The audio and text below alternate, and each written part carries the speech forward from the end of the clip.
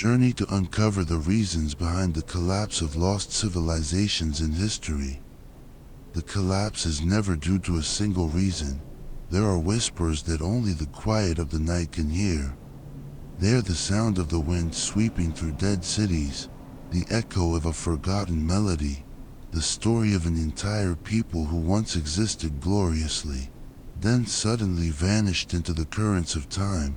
They were there, they loved, lived, built, and dreamed. They left their footprints in the dust of history. But then, the winds of centuries blew through, erasing everything, leaving only silence and ruins standing defiant against time. What is more terrifying than death? Perhaps it is oblivion. It is when your existence, the entire culture you built, becomes an unmarked tombstone, a perpetual question mark for posterity. If such questions keep you awake at night, if you believe that within these ruins lie lessons for us, then this is the journey for you. And to begin this journey of uncovering these great mysteries, make sure you press the subscribe button on the Sleepless Mind channel and turn on notifications right now. Because each video is a piece of the puzzle, and you won't want to miss any clues in our investigation. Welcome back to Sleepless Mind. If you are also someone who is kept from sleep by such big questions, if your mind also constantly wanders to lost lands and unsolved stories, then you have come to the right place. Consider this an invitation to join me on a journey back in time. So, don't hesitate to hit subscribe and turn on notifications, because tonight, we will become explorers of the past together, flipping through dusty archives to find answers to one of the greatest mysteries. Why do civilizations collapse? And to begin our investigation, we will turn to one of the most excellent students, a prodigy of the ancient world, the Maya civilization. When we speak of the Maya, we are talking about a peak of human intellect. Imagine, amidst the dense jungles of Central America, they looked up at the sky and mapped the stars with astonishing accuracy. Their calendar system was a masterpiece of mathematics and astronomy, so complex and harmonious that it still amazes us today. They were one of the few cultures in the world to independently invent the concept of zero, the number of beginning and also of emptiness. A giant leap in abstract thinking. And of course, there's the architecture. The stepped pyramids were not for burying Egyptian kings, but rather observatories, ceremonial centers reaching straight up into the sky, defying both time and the jungle. Cities like Tikal, Calakmul, and Palenque were bustling metropolises, centers of power, where tens of thousands of people lived, with complex political and social systems. At the head of each city-state was a king, who was considered a living bridge between the human world and the divine realm.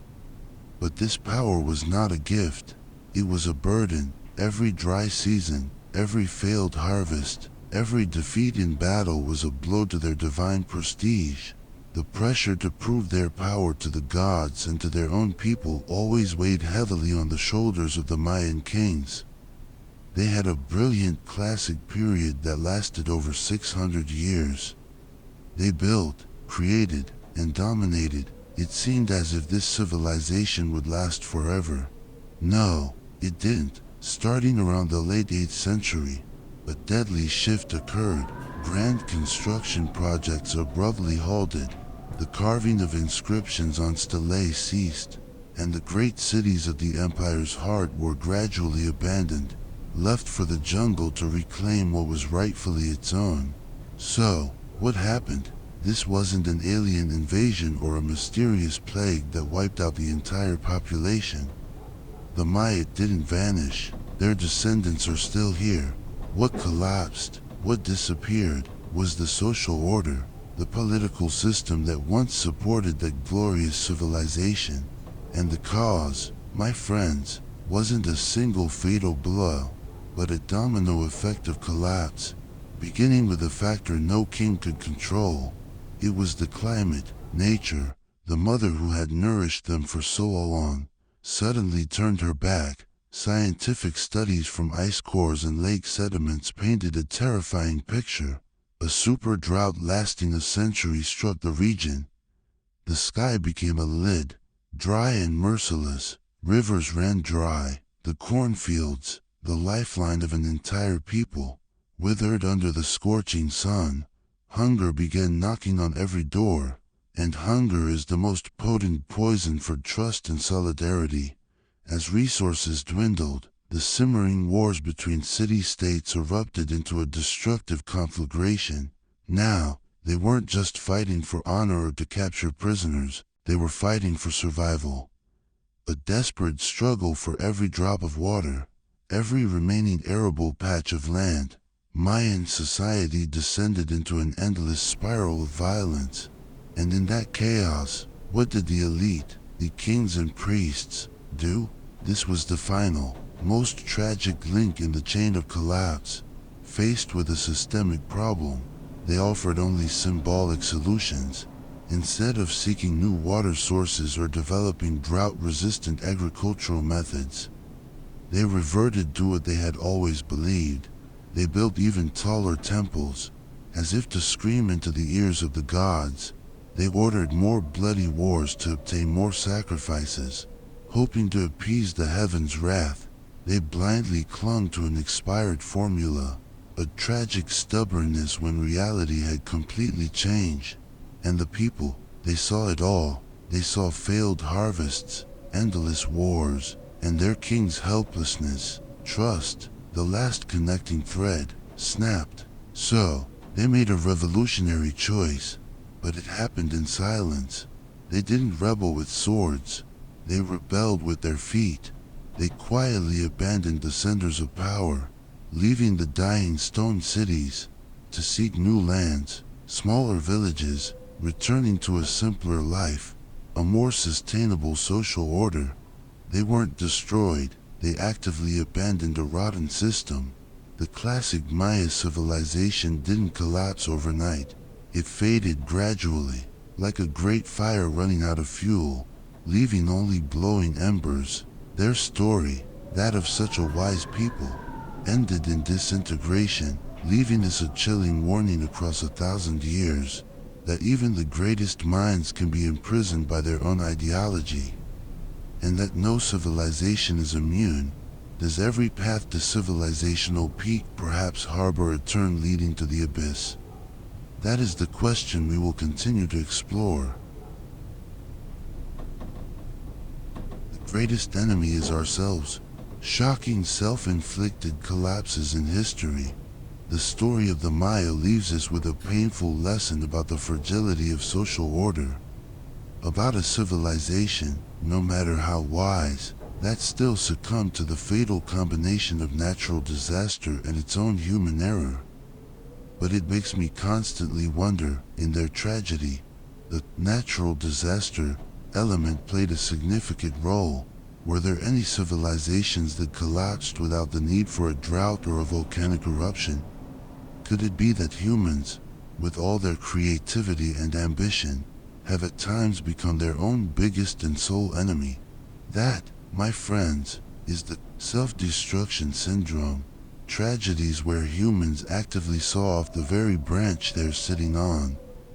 And to better understand this syndrome, let's leave the dense jungles of Central America, flying across the vast Pacific Ocean to perhaps the most isolated island on this planet, Rapa Nui, or its more familiar name, Easter Island, a tiny, solitary speck in the vast Pacific, more than 3,500 kilometers from the nearest mainland.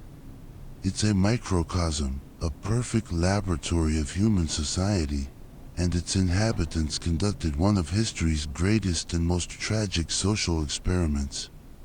When Europeans set foot here, they were stunned. On an island almost devoid of large trees, they found nearly 900 colossal stone statues, called moai. These stone giants, some standing up to 10 meters tall and weighing tens of tons, silently gazed inland, with expressions both solemn and as if sulking at the world. The question immediately arose: who made them? And how on earth could they move such heavy stones across the island without modern machinery? The answer lies in a tragedy of obsession and ostentation. Rapa Nui society was divided into various clans, and it seems they were caught in a silent race, just as people today compete to build villas and buy supercars to show off to their neighbors. The ancient Rapa Nui carved statues. Each Moai statue represented a deified ancestor.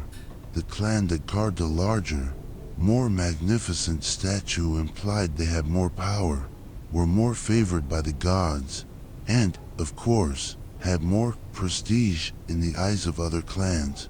The other pouts then points to a blueprint for a 7-meter statue. And so, a frantic statue carving race began. They constantly carved, constantly created larger and larger statues.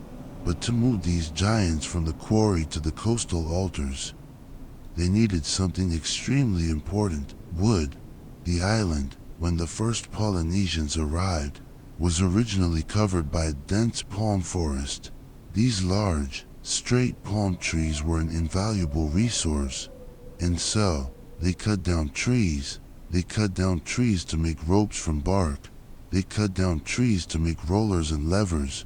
Every successful statue erected was a victory for the clan, but also a fatal axe blow to the island's ecosystem. Try to imagine the sound of the last palm tree on the island falling. Perhaps after that echoing thud, only a terrifying silence remained, and when the last palm tree disappeared, the real tragedy began: a domino effect. Without wood, they couldn't build large canoes to venture out to sea and hunt tuna and dolphins. A rich source of protein, they could only fish near the shore. Without tree roots to hold the soil, every time it rained, the precious fertile topsoil was washed out to sea. Agriculture became increasingly difficult. Without tree cover, many native bird species lost their habitats and disappeared, depriving them of another important food source. Rapa Nui society fell into a death spiral.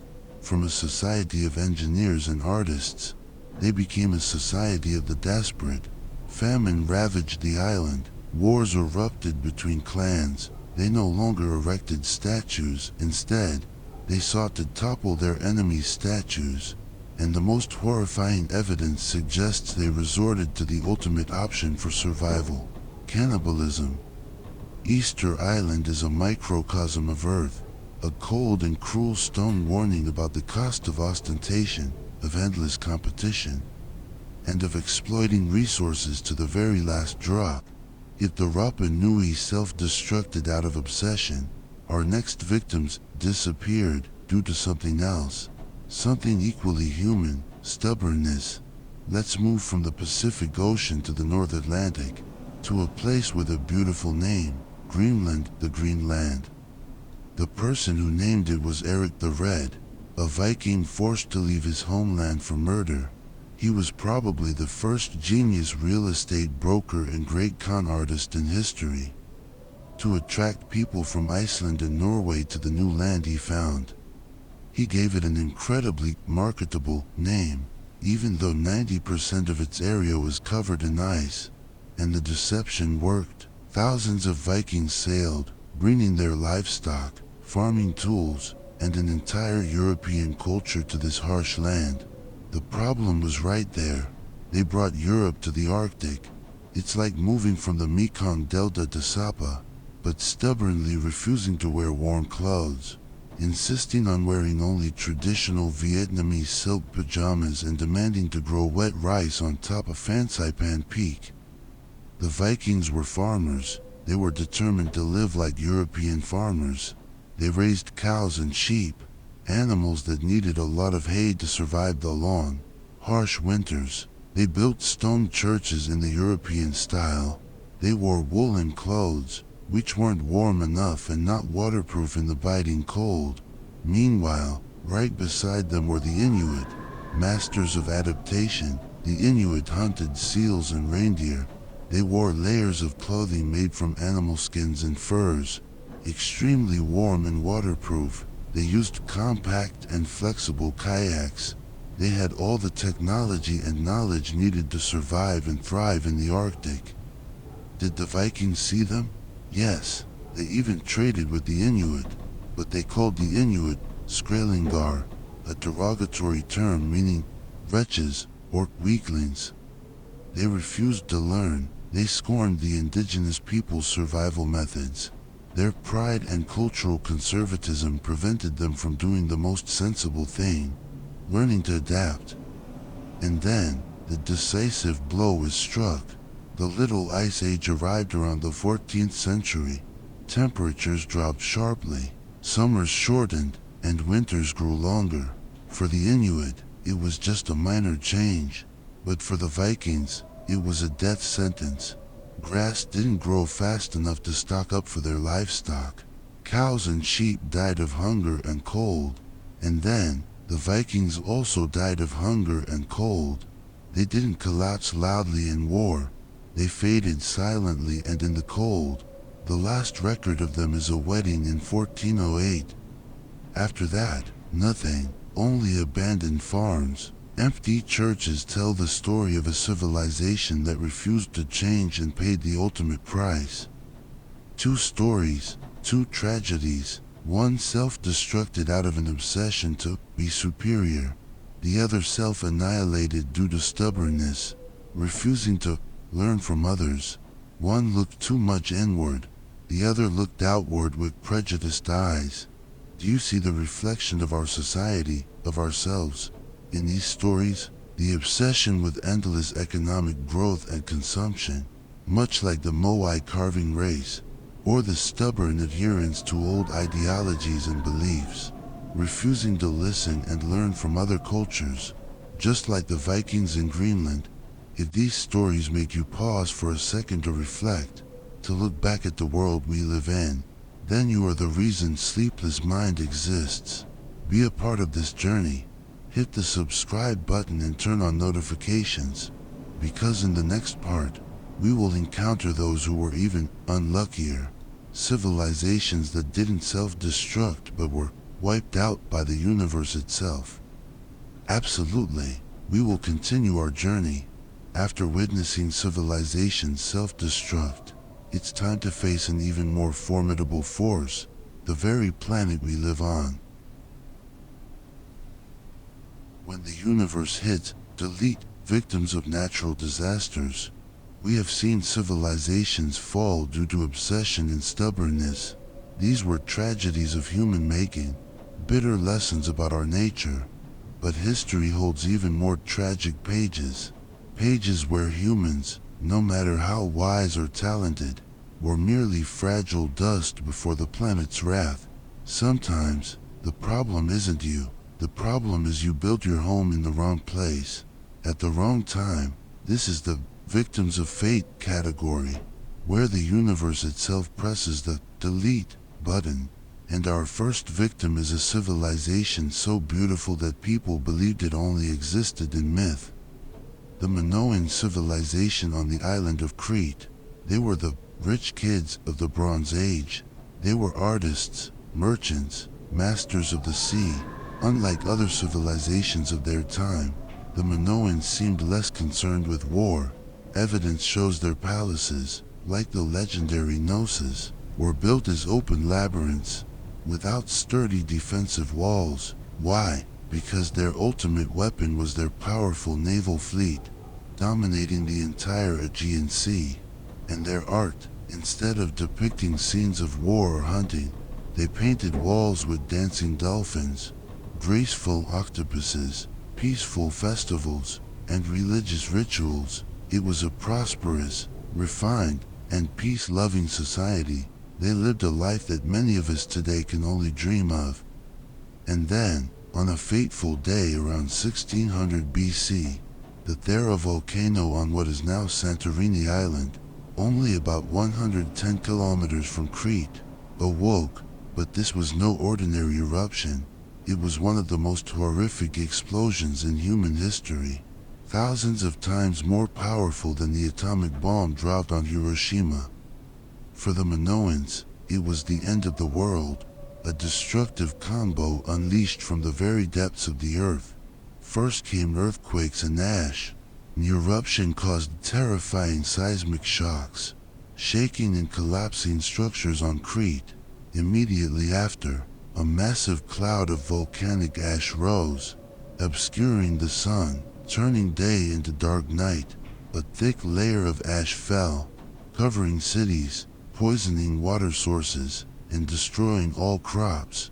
Next came the weapon that finished them off, the tsunami. The collapse of the Thera caldera generated a colossal tsunami, tens of meters high, sweeping across the Aegean Sea at the speed of a jet plane.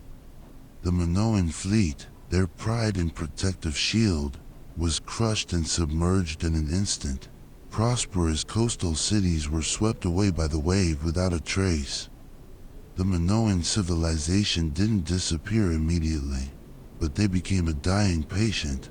Their agricultural system collapsed, trade stagnated, and their naval power vanished into thin air. They were weakened and more vulnerable than ever. And not long after, more aggressive neighbors from mainland Greece, the Mycenaeans, arrived and cleaned up what remained. A proud civilization submerged by the sea and skyfire. Does this story sound familiar to you? Many historians believe that the Minoan catastrophe was the historical nucleus that created the immortal legend of the continent of Atlantis. A reminder that our glory can be erased in just one day. The fall of the Minoans was loud, fierce, and as dramatic as a blockbuster movie. But sometimes, the end doesn't come like a storm, but like a gentle breeze. Slowly and quietly, it gnaws away at life until nothing remains. Let's move eastward, to the valley of one of Asia's greatest rivers, to meet one of history's most mysterious civilizations, the Indus Valley Civilization. Also known as Harappa, they were one of the three earliest civilizations of the ancient world, along with Egypt and Mesopotamia, but they were strangely different. Their cities, like Mohenjo-Daro and Harappa, were masterpieces of urban planning. Streets were laid out in straight grid patterns, and notably, they had a drainage system and indoor toilets so sophisticated that many modern cities would pale in comparison. Yet, what puzzled historians the most wasn't their modernity, but what they lacked. We don't find grand royal palaces, no colossal temples dedicated to gods, no tombs filled with the gold and silver of kings, and more importantly, we find very few weapons. This seemed to be a large-scale society, incredibly orderly, yet egalitarian, peaceful, and devoid of a powerful, centralized ruling class like the pharaohs or Mesopotamian kings. Their writing system remains undeciphered to this day. They are a gigantic riddle, and their disappearance is also a riddle. Their cities weren't burned, there were no signs of war or invasion. They simply were abandoned, gradually over several centuries. So what happened to these talented and enigmatic people? The leading hypothesis once again points skyward, not a volcano, but a more subtle and cruel change, climate. The lifeline of this civilization was a vast river system, possibly including the legendary Gagar-Hakra River, which many believe is the Saraswati River mentioned in ancient Vedic scriptures. But due to shifts in monsoon patterns, the flow of these rivers began to weaken. The Great Saraswati River gradually dried up. Imagine the bloodstream of your body slowly drying up. That's what happened to the Indus civilization. Irrigation sources disappeared, agriculture collapsed, water trade routes were disrupted. People no longer had a reason to stay in crowded cities. They weren't submerged, they weren't burned, they simply disintegrated. They migrated to more fertile lands, dissolving into other smaller agricultural communities. Their great urban civilization simply faded away, like a sugar cube dissolving in water. The fall of the Harappans was perhaps even more terrifying than a volcanic eruption, because it wasn't loud, it was silence, it was a slow death, a decline you might not notice until it was too late. The fall of the Harappans was perhaps even more terrifying than a volcanic eruption, because it wasn't loud, it was silence, it was a slow death, a decline you might not notice until it was too late. From the terrifying explosion of Therod to the silent drying up of the Saraswati River, we see that sometimes the fate of an entire people can be determined by a planetary upheaval. No matter how clever or peaceful they may be, it makes us wonder, is our global civilization today, with all its complexity and interdependence, standing before its own, there a volcano or a drying Saraswati River? In your opinion, what is the greatest natural or systemic threat to our existence in the 21st century? Is it climate change, another global pandemic, or an unforeseen cosmic event? Share your thoughts in the comments below. I'm very eager to read everyone's perspectives on this issue. And while we ponder those dangers, remember, if there are civilizations whose downfall we understand quite well, there are still the ghosts of history, those who came and went, leaving nothing but a giant question mark, those whose existence is as mysterious as their disappearance.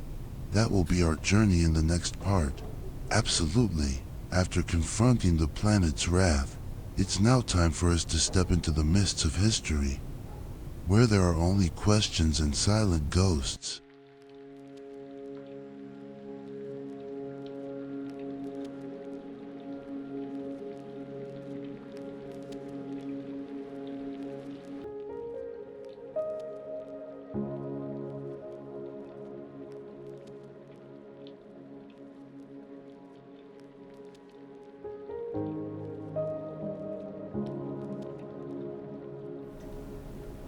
The ghosts of history, the most mysterious disappearances.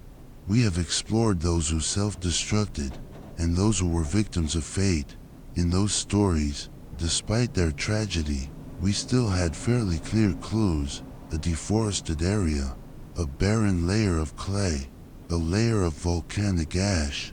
But now, let's step into the realm of fog, where history doesn't give us answers, but only leaves behind fragments and haunting questions.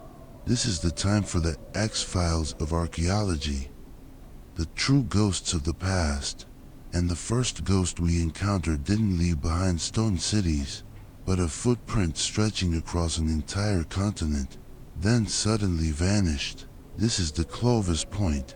It might look simple, but it's a masterpiece of lithic technology, the Swiss Army knife of the Ice Age.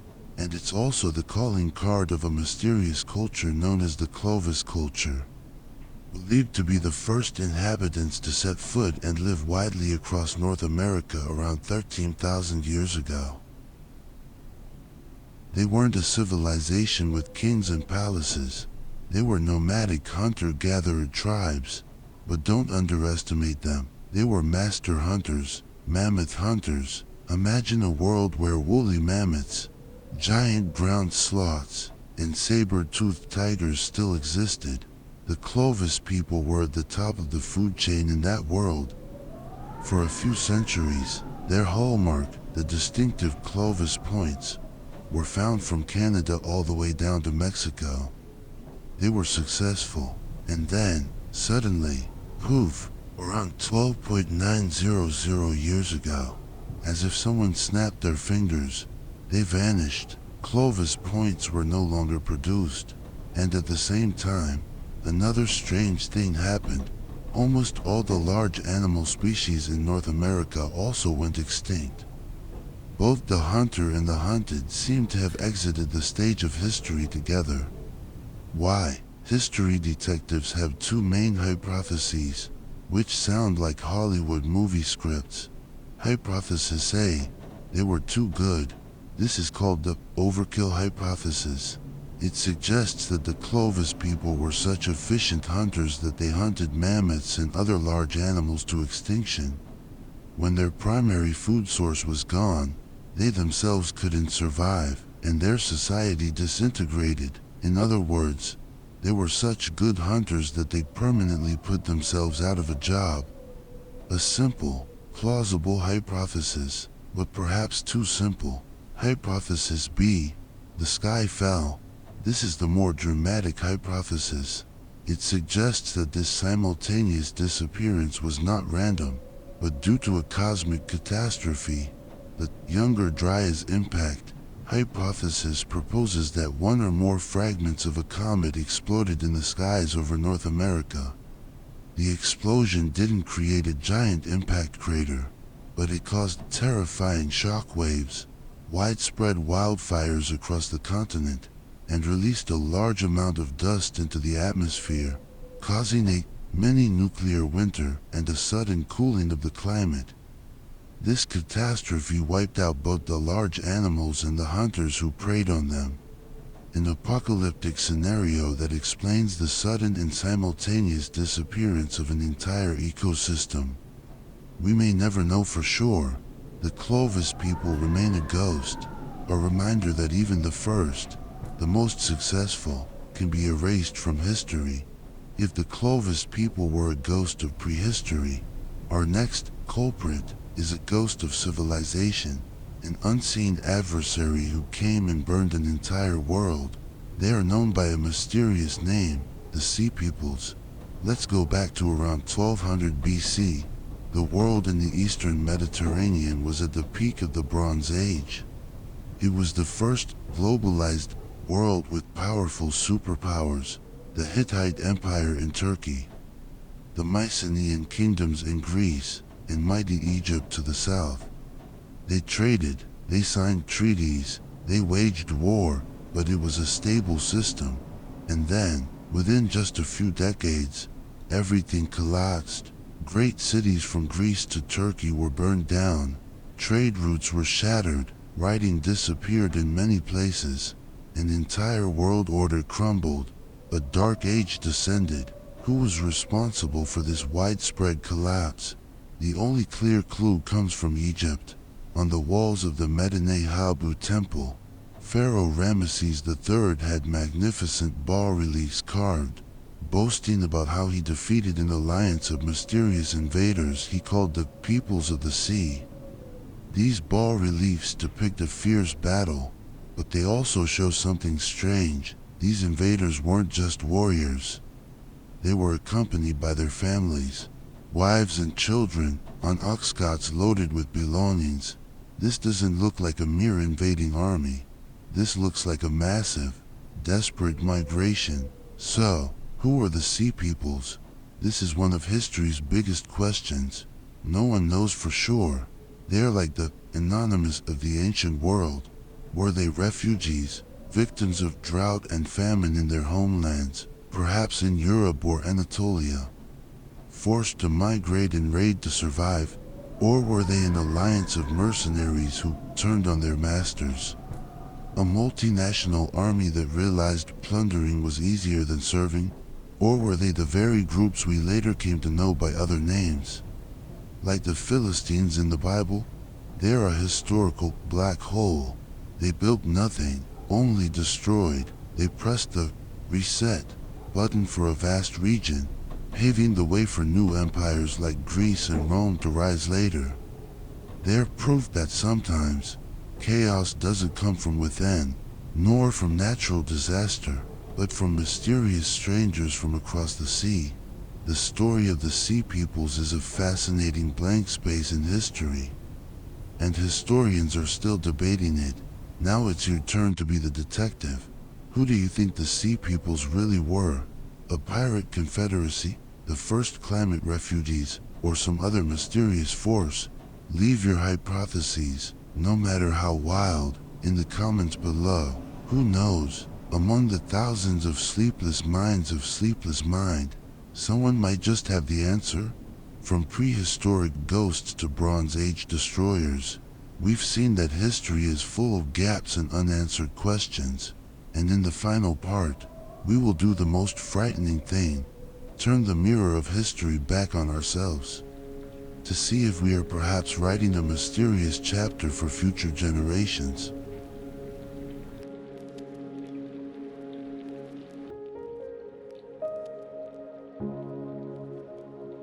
A reflective mirror and a warning for the 21st century.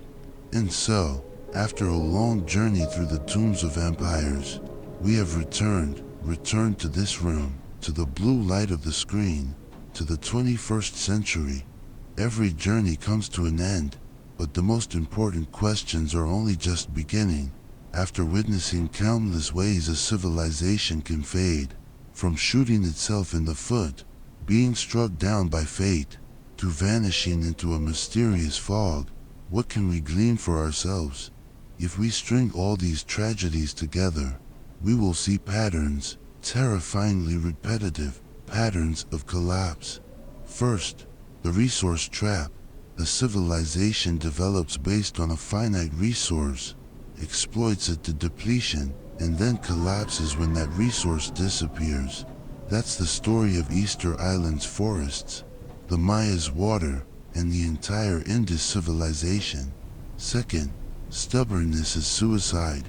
When circumstances change, societies that refuse to adapt, blindly clinging to outdated values and methods, will pay the price. That's the cold lesson from the Vikings in Greenland. Third, complexity is a double-edged sword. The more complex and interconnected a society is, the more efficient it is, but also the more vulnerable. Just one broken link in the system can trigger a domino effect of complete collapse. That's what happened to the Bronze Age world when the Sea Peoples appeared. And finally, internal strife, internal divisions, conflicts, and the loss of trust between the populace and the ruling elite will erode the strength of any society from within, making it unable to withstand external shocks. That's part of the Maya's story. Now, let's do the most frightening thing. Let's pick up this mirror and look at ourselves. What about our global civilization in the 21st century? Are we in the resource trap? Absolutely. Our economy runs on finite fossil fuels. We are exploiting sand, rare earths, and fresh water at unsustainable rates. Climate change, which we ourselves are causing, is the global version of the Rapa Nui cutting down the last tree. Are we stubborn? Perhaps even more so than the Vikings. We are living in an era of information bubbles, where each person isolates themselves in their own worldview, refusing to listen in dialogue. We know the problems we face, but systemic change is alarmingly slow due to short-term political and economic interests. Is our society complex and fragile? More so than at any time in history. Remember how just one ship stuck in the Suez Canal choked global supply chains. Think about our reliance on the internet, on the global financial system. A sufficiently large incident, whether natural or human-made, could cause a systemic collapse. And are we experiencing internal strife? The answer is in the daily news. Political divisions, geopolitical tensions, trade wars, loss of trust in institutions seem to be increasing day by day. It sounds desperate, doesn't it? It seems we are repeating all of history's mistakes, but on a larger scale and at a faster pace. But there is one difference, one extremely important thing, an advantage that no previous civilization had.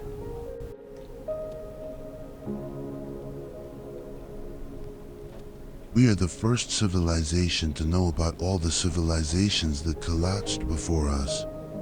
The Maya didn't know about the resource depletion lesson of the Indus civilization. The Rapa Nui didn't read the story of the Minoan volcanic disaster. The Vikings didn't have archaeological data about the disappearance of the Clovis culture. But we do. We have history, archaeology, anthropology. History has given us a guidebook of what not to do. Written in the blood and tears of countless past generations. We have science to understand the laws of the planet. We have technology to connect and share knowledge globally in the blink of an eye. Therefore, the question for us is no longer, can we avoid collapse? The real question is, are we wise and courageous enough to do it? Collapse is not an on-off switch. It's not an event that happens overnight. It's a process. It's 1,000 wrong choices accumulated. It's ignored warnings, missed opportunities, and conversely, sustainable existence is also a process. It's built from 1,000 right choices, no matter how small, from each individual to the entire society. Thank you for staying up with me all night, or perhaps through a lunch break, to journey through this incredible exploration. If this video has given you another reason to stay awake, to ponder the world we live in and our place in the flow of history, then don't forget to do the usual things to support the channel. Please like, share this video with other kindred spirits, and most importantly, if you haven't already, please subscribe and turn on notifications for Sleepless Mind, so that we can continue to stay awake together, to ask big questions together on long nights like this. Now then, I think I'll go to sleep, or not. Wish you all a good sleepless night.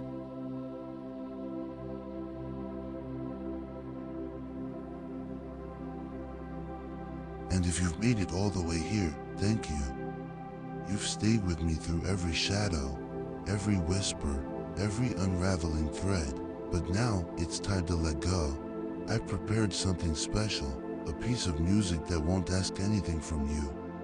No twists, no words, just sound, to cradle you gently into the kind of sleep that doesn't rush, doesn't forget, and doesn't need to explain itself. Close your eyes, let the silence begin where the story ends. Sweet dreams, traveler, you're safe now.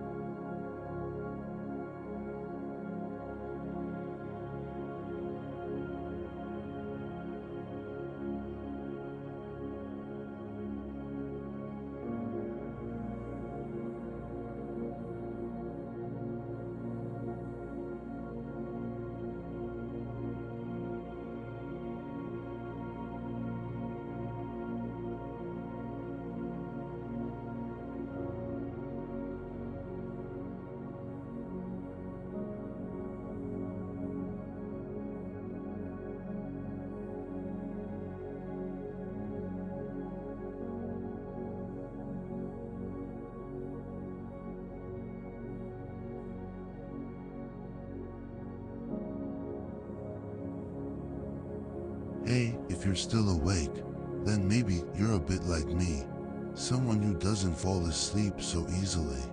I don't know what's running through your mind, or if there's nothing at all. But if you feel like it, drop a comment, tell me how you're feeling, or maybe just where you are right now. And remember, for those still awake, you're not alone. Wherever you are in this wide world, someone is quietly here with you.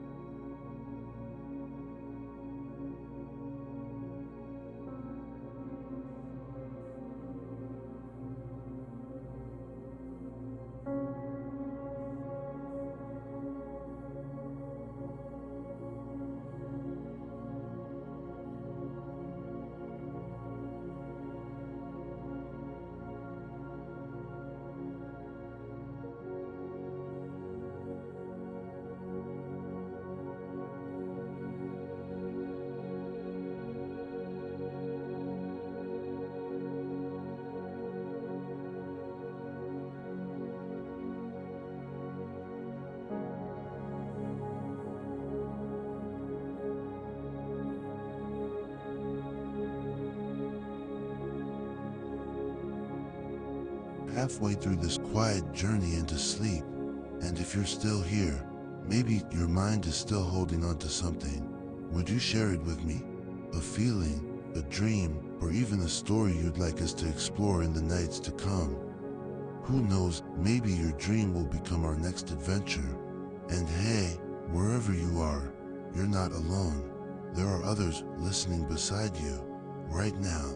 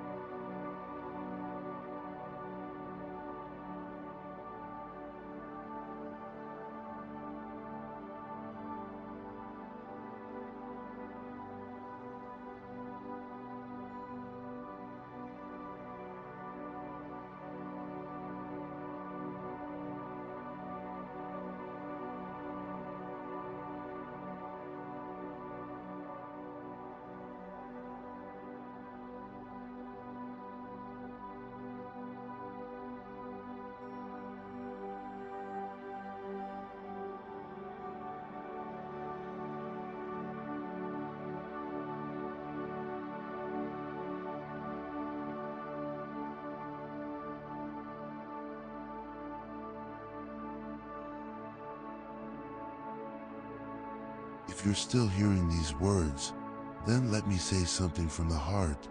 Thank you. Thank you for staying this long, quietly, patiently. Few make it this far, and yet, here you are. If you'd like, leave me a comment, a thought, a feeling, or just a single silent dot. And if you have an idea for our next journey, speak it out. Maybe that's where we'll meet again tomorrow night. And remember, wherever you are, you're not alone. Not right now, not here.